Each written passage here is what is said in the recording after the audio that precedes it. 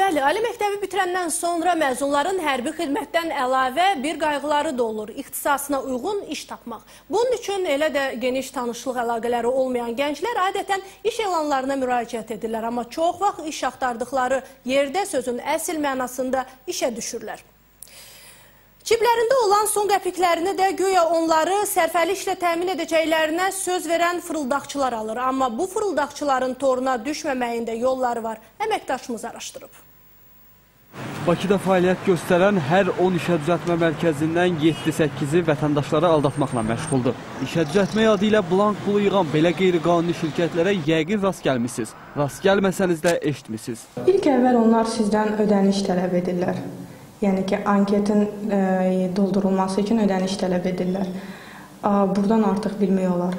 Yəni ki, normal halda onlar siz anketi doldurursunuz, iş tapdıqdan sonra sizdən ödəniş istəyirlər. Amma ki, o tip şirkətlər ilk əvvəl ödəniş tələb edir. Həmin şirkətlər yalnız pul qazanmaq məqsədi ilə bunu edirlər. Yəni, adətən insanlar aldadılır. İşə düzəltmə saytının rəhbəri Dəniz Əhmədova deyir ki, saytlarında bu cür işə düzəltmə şirkətlərinin elanlarını vermirlər.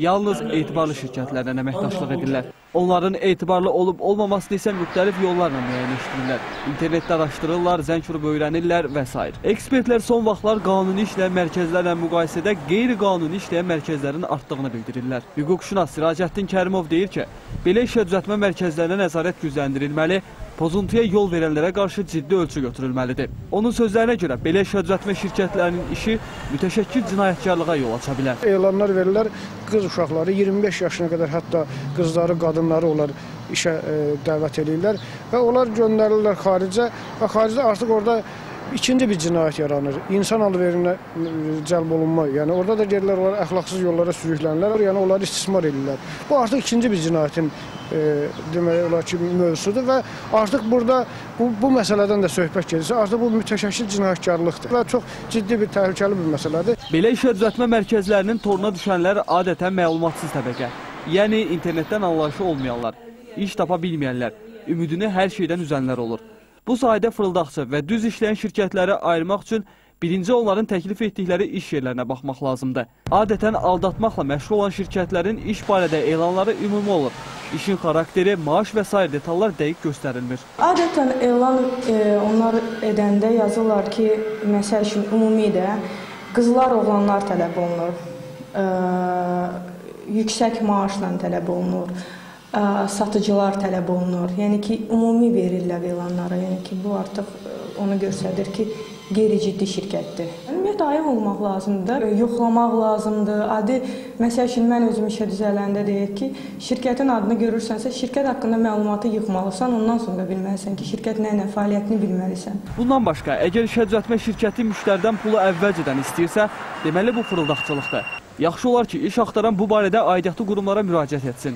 Orada əgər əvvəlcədən pul alınmadan söhbət gedirsə, orada vətəndaş diqqətli olmalı, sayıq olmalı və bilməli ki, artıq bu əvvəlcədən pul alınmasa, burada dələduzluq cinayətinin tərkibi mövcuddur.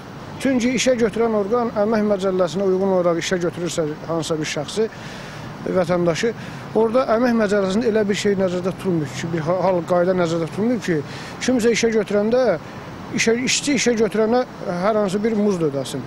Hər hansı bir məbləğdə pul versin. O bilsə ki, hər hansı bir şəxs bilsə ki, bu işə götürüləndə əvvəlcədən pul ödəməməlidir, ona elə bir təklif olunursa, deməli bu nədir? Burada artıq nəsə düzgün getmir. Düzgün getməməlidir ki, artıq dələduzluq cinayətinin qurbanı olursan. Və elə ondan da üzünü çevirib getməlidir. Hüquqşünas deyir ki, belə problemlərlə üzləşən vətəndaşlar ona tez-tez müraciət edirlər. Onun sözlərinə görə, bəzən dələduzluqla məşğul olan işə düzəltmə yerlərini tapmaq çox çətin olur. Əksəriyyəti gözdən və nəzərdən uzaq yerlərdə yerləşir. Bəzilərinin heç daimi ofisi və əlaqə nöqtələri də olmur. Rövşən Abdurrahmanlı, xüsusi olaraq hər həftə üçün.